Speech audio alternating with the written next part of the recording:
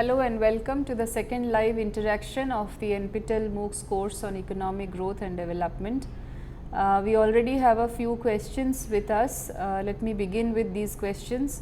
Sabir Gabriel asks, help me to register for exams. Registration for exams, Sabir, is already over. So I'm afraid you will not be able to register for the exams now. However, the technical team will be able to answer your questions if you are putting them on the portal regarding this. Atul Krishna Ghadge asks, what is expected from the effect of corona on economic growth and development in case of India? Well, I will not, this is probably not the right juncture for me to be answering questions on corona and the effect of corona on economic growth and development. However, as you can all see that economic activities within the country have reduced drastically because of the lockdown, and because there is a contraction of economic activities, it will definitely have a severe effect on the rate of capital formation within the economy as well as the gross domestic product of the economy. Edward asks the question that Edward has issues with regard to catching up with some of the concepts in the presentation. I would suggest that you continue to ask questions regarding the topics that you find difficult, and then the TAs as well as I can chip in, and then we can try to help you with finding answers to your questions.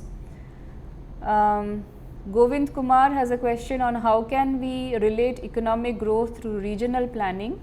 What are the factors for economic growth of a town or a city that should be considered while preparing a master plan? Now, if you look at from the courses, from the classes that you must have gone through on economic development, regional planning and development, you will see that of course regional planning is central to economic growth and development, because in fact Hirschman's thesis and all of those the theories with regard to balanced and unbalanced development that you have seen as part of this course, you would see that a whole lot of planning goes into deciding where to allot resources as far as development is concerned. So, in that sense the concept of economic growth and development is central to regional planning and vice versa.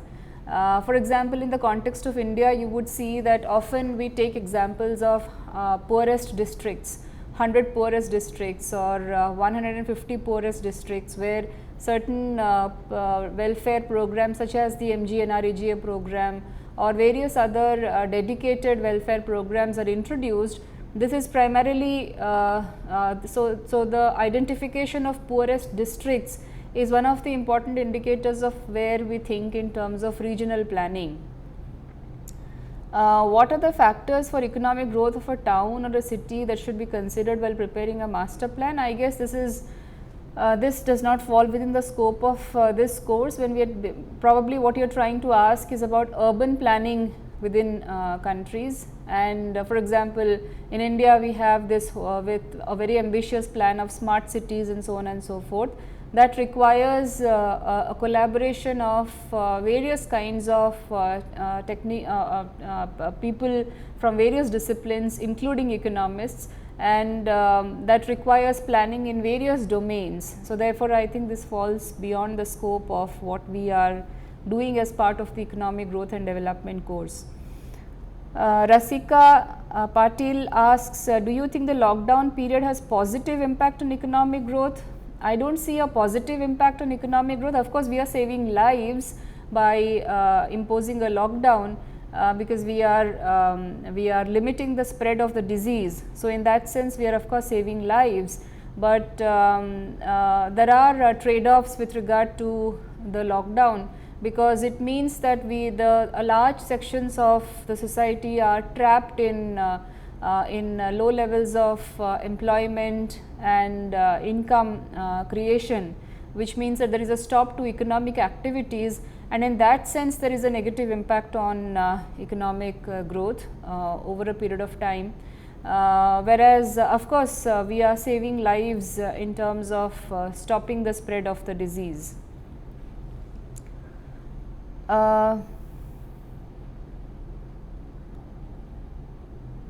Okay, Rasika has another question on will Industrial Revolution 4.0 be sustainable in Indian economy? I am not sure if I have got this question right.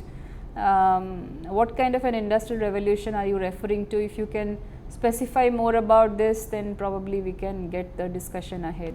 What educational changes would you suggest for economic growth of our Indian economy? Well, education is an important component of economic growth because obviously it caters to human capital needs of a country.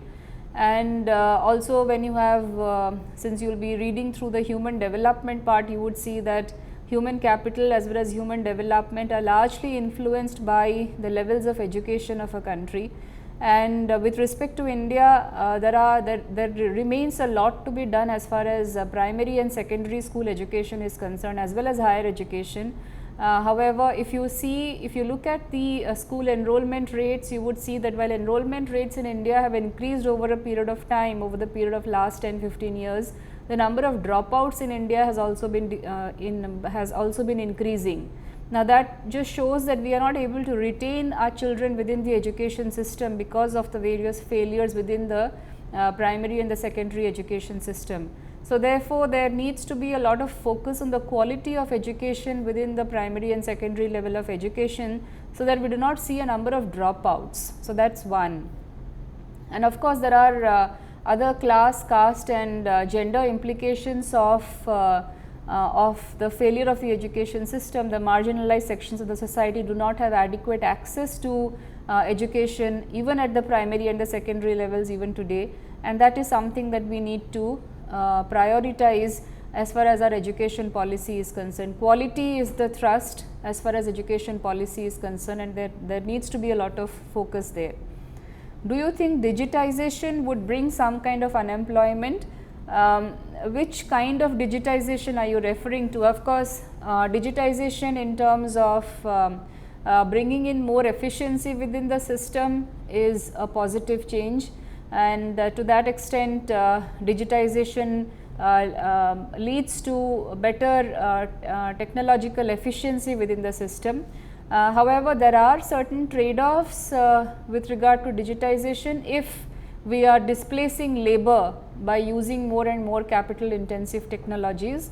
However, we cannot have a very generalized view about digitization within the Indian economy. We need to be more sector specific with regard to what do we mean when we are saying digitization. For example, within the rural economy, you would see that there has been a thrust on digitization with regard to transfer of funds when there are workers, manual workers who are being employed in for social welfare programs.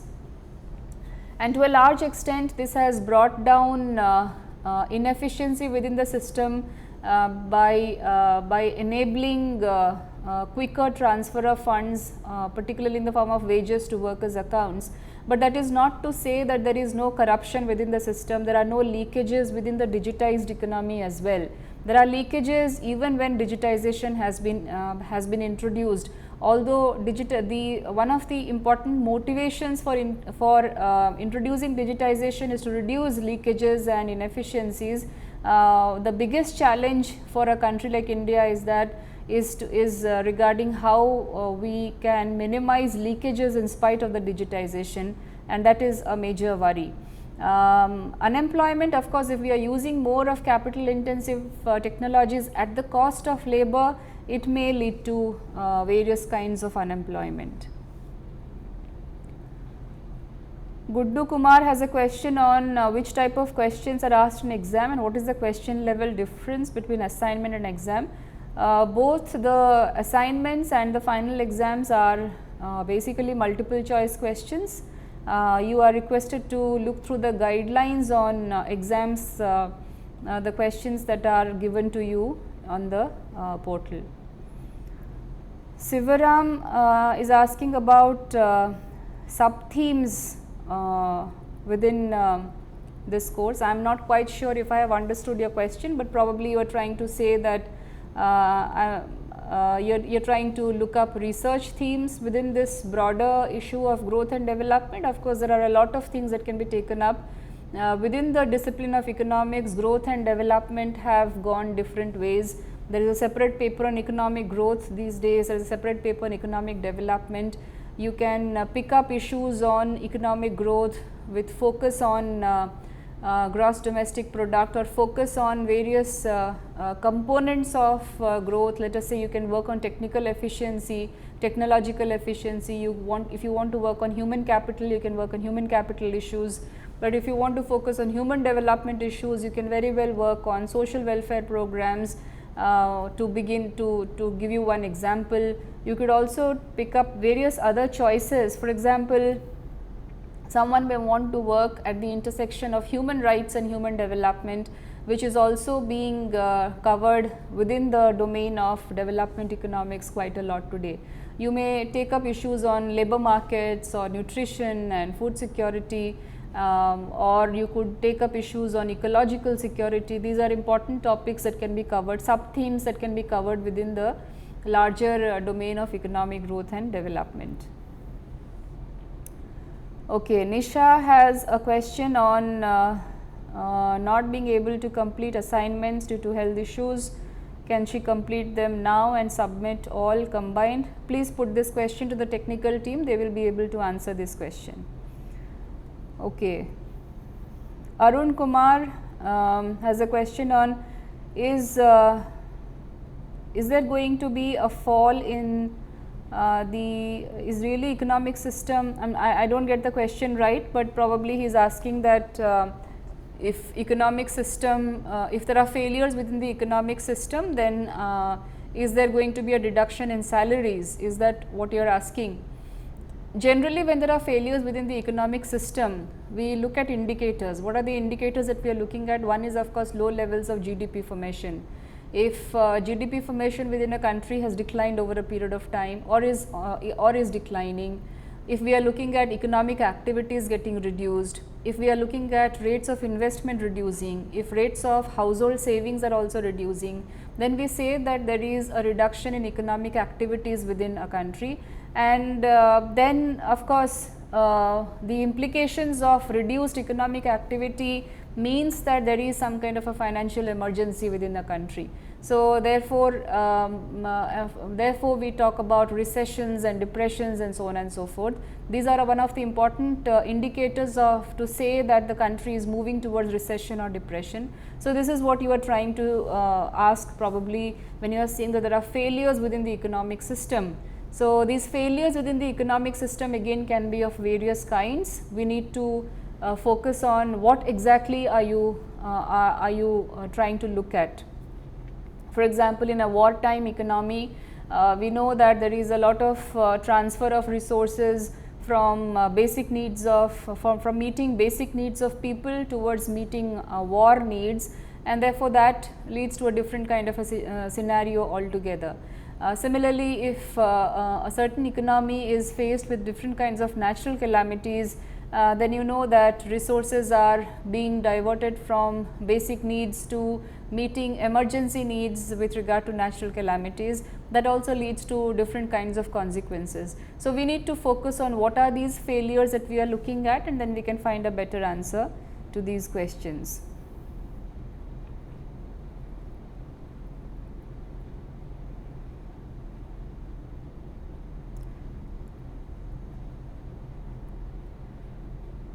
Okay, so Professor Sandeep Patil has a question on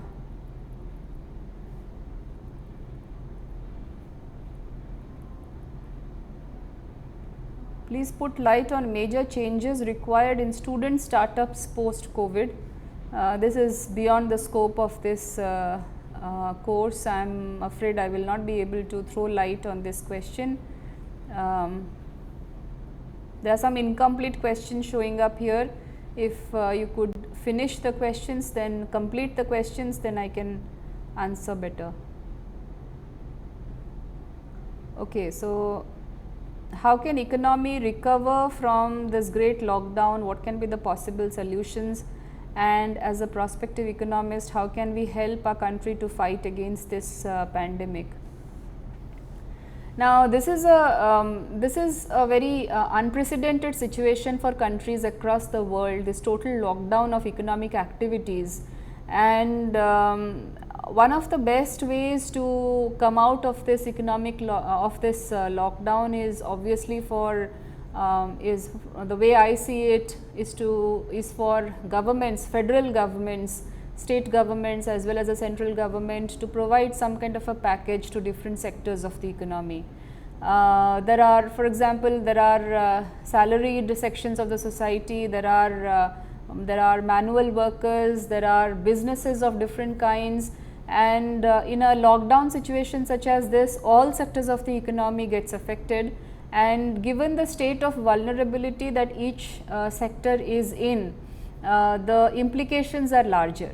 So, and in a society which is already very unequal, I think there needs to be a lot of focus on providing immediate relief to the most vulnerable sections of the society, and that of course includes the marginalized workers, the manual workers, the daily wage workers who need a package from the governments across center and the state governments to be able to survive the lockdown situation.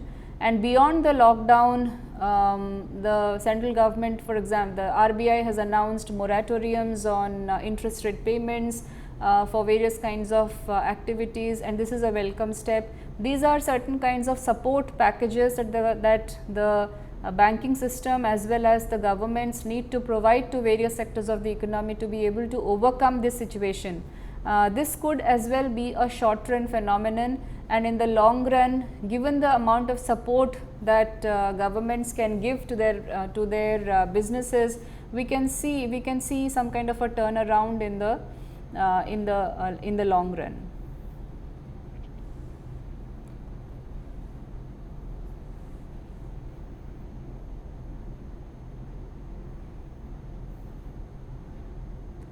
FDI restrictions from China, what changes will the FDI restrictions from China bring to India? This is an emerging scenario and we need to wait and watch with regard to this. Which are the growth sectors apart from pharmaceuticals? Now, the services industry was actually one of the fastest growing sectors within India. And the post lockdown scenario, we are going to see some kind of we are already seeing a major fallout as far as this services sector is concerned. And the services sector does not necessarily mean the software industry, it means all those people who are employed in malls and various outlets. You could see a rise in employment as far as those sectors were concerned. But post demonetization and post lockdown, we might see a further deterioration of the employment scenario as far as this sector is concerned. So, as of now, it is hard to say anything about that. Okay, which type of people will be most affected during the lockdown period? During the lockdown period, obviously the daily wagers, the daily wage workers and also the assetless people who do not have much to depend on as far as the savings are concerned are badly hit. There is often this argument on that governments provide food to the daily wage workers and therefore they have nothing to worry about. But food meets only one part of the expense. There are expenses with regard to medication, the health particularly, and we would see a lot of penury situation arising among the marginalized section, among the daily wage workers, among the manual workers of the country, particularly because of rising expenses of health, and within the public health system, we still do not have enough avenues for accommodating large sections of the population, for meeting the most basic needs. So, therefore, these are definitely the sections that will get badly affected. which businesses will be seen growing and which businesses will shrink. The hospitality industry in India is badly affected now, because all those businesses which required the presence of people, which catered to people directly, will definitely be the ones most badly affected. For example, malls, cinema, restaurants, small outlets, the smaller outlets where we see a lot of consumer presence, direct presence of people for receiving services, are the ones that will badly get affected, and that constitutes a whole that constitutes a large section of the population. Okay. Why is the economic growth of developing countries more than developed countries? I am not sure I understood this question. Please elaborate on that. Is it wholly due to the convergence concept? Again, I did not understand the question. Please elaborate on this.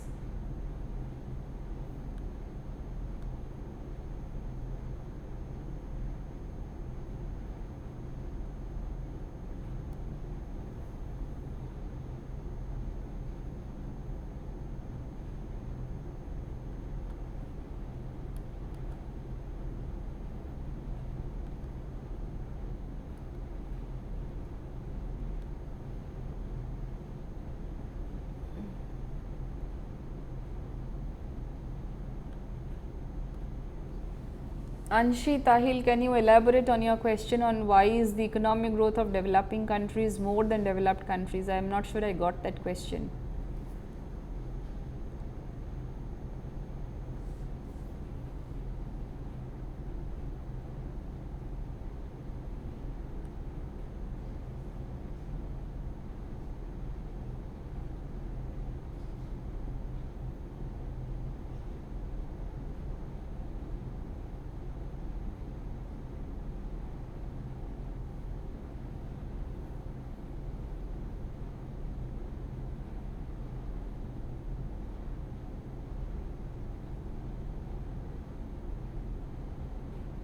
Okay, why is India having more than 5% GDP growth rate and USA less than this?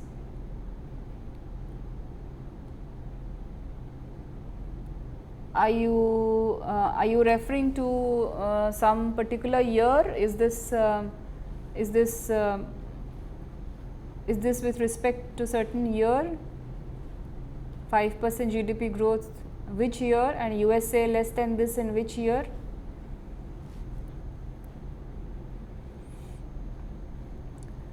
However, in respect to this, I must tell you that the GDP computation rates, the formulaic changes, the mode of computation of GDP is different across different countries. A 5% GDP growth rate for India may not be comparable to the rate that you are referring to in USA, because we need to look at the purchasing power parity rates. And therefore, I would since if you recall the first few lectures of this course, you would know that the most important indicator to focus on is probably the GNP per capita at purchasing power parity. If you look at that, probably you would see that USA has a better rate than India has.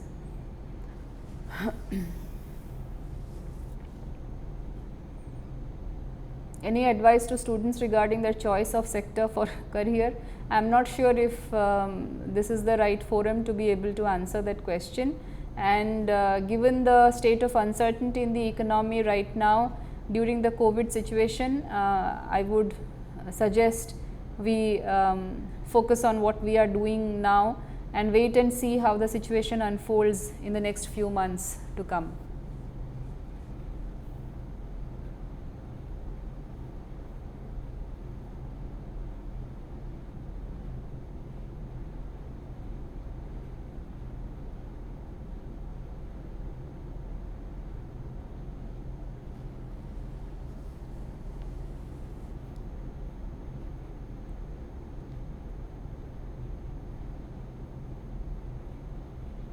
What impact on inflation? Harsha Tiwari is asking what impact on inflation. Are you referring to the impact of COVID on inflation?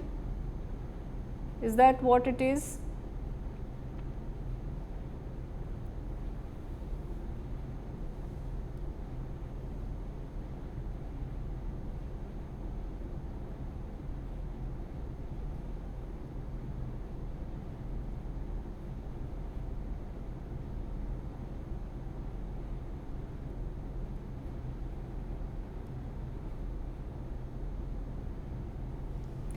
See, the general level of price within the economy right now, if you look at there's a lot of scarcity within the economy, induced scarcity within the economy because of restrictions on movement of goods and services across the states.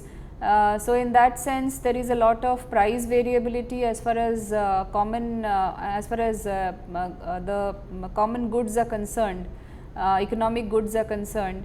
There is a lot of price variability. As of now, I will not be able to comment on the general level of inflation right now, but of course, there is a lot of scarcity induced price variability across states. If you look at food price inflation, or whether you look at mostly food prices, you would see that there is a lot of variability. But this is this is mostly due to the restrictions imposed on the movement of goods and services, and therefore, I would suggest we wait and watch with regard to the price variabilities within the economy. Ways to boost the Indian economy after the lockdown. As I said, there needs to be a lot of government expenditure and government investments in different sectors. That a government needs to announce some kind of a package, whether it is at the central government level or the state government level. Government needs to come up with a package such that people increase their levels of spending, economic activities increase, and that's the surest way to do so. There needs to be some kind of a fiscal stimulus within the economy to be able to achieve that.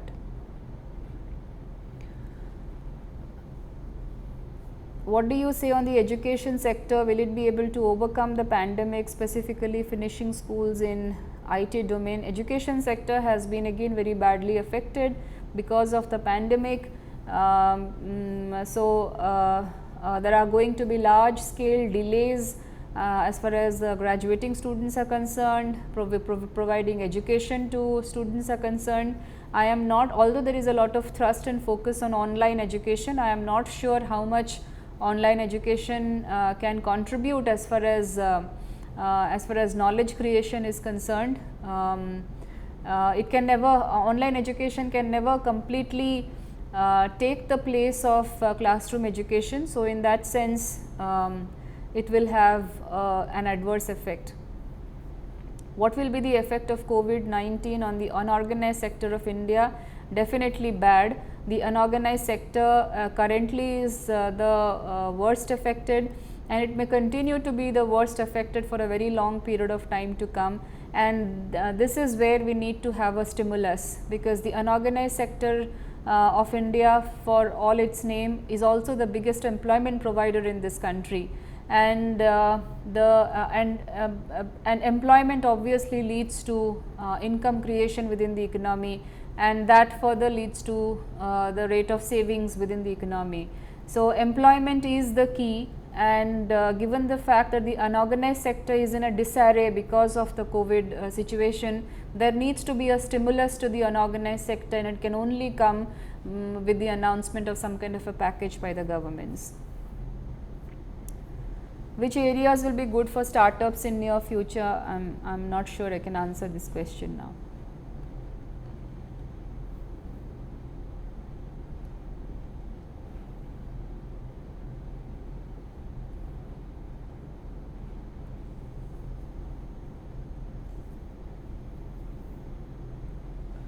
This is the time for fiscal stimulus. The government needs to spend. Government expenditure in different sectors need to increase, and of course, there is a lot of resource constraint within the economy, and it is a tough time for the Indian economy. There are almost no avenues because of the complete lockdown, there are almost no avenues of generating more financial resources. However, whatever be the resources, we need to spend responsibly. However, fiscal stimulus is the only way out. Governments need to spend in whatever way they can to create demand within the economy.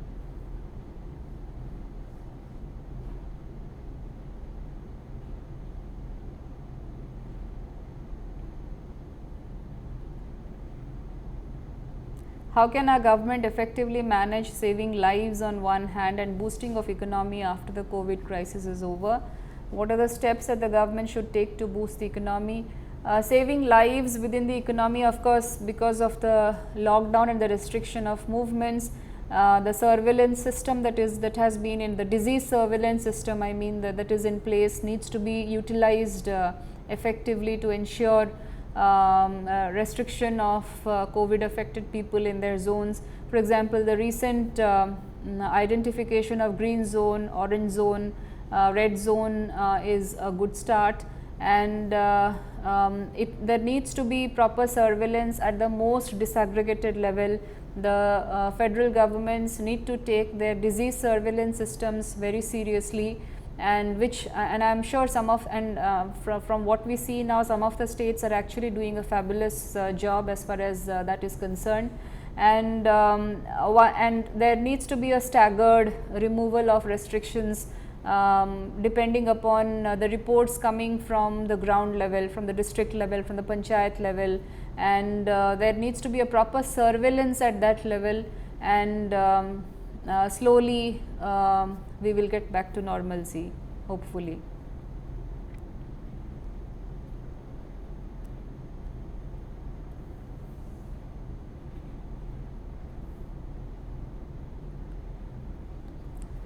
Many small business firms which are totally dependent upon daily incomes, but they could not open it in this lockdown.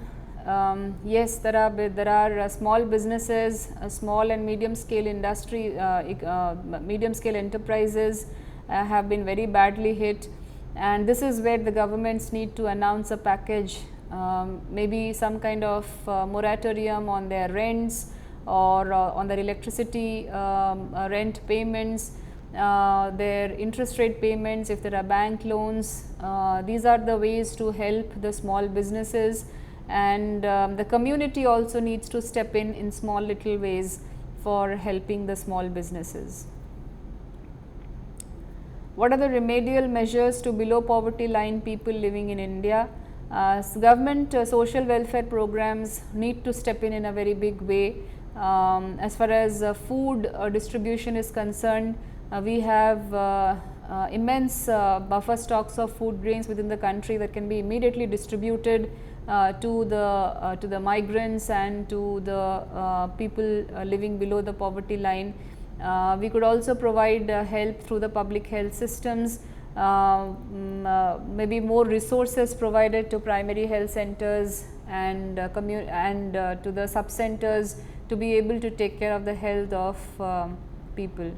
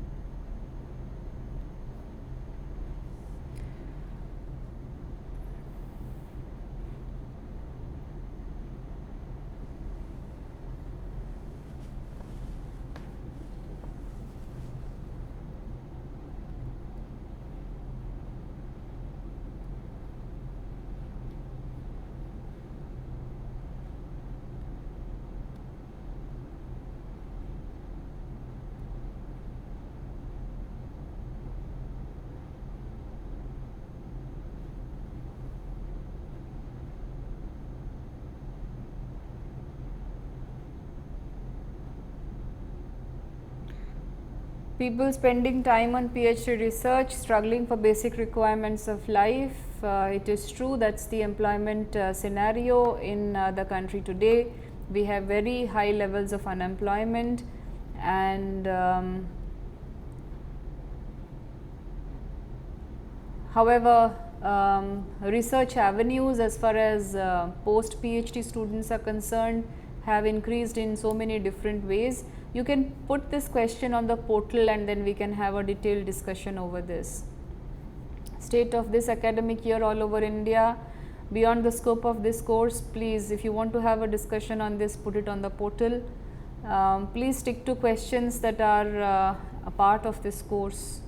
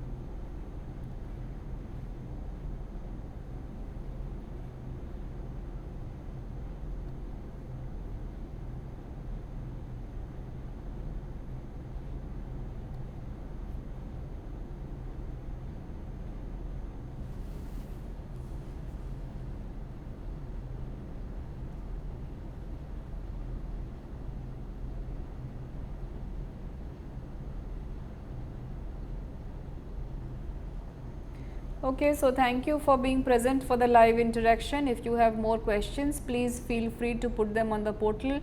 If interested to discuss about research issues, you may write to me personally at my email ID, and hopefully I'll be able to respond to you all.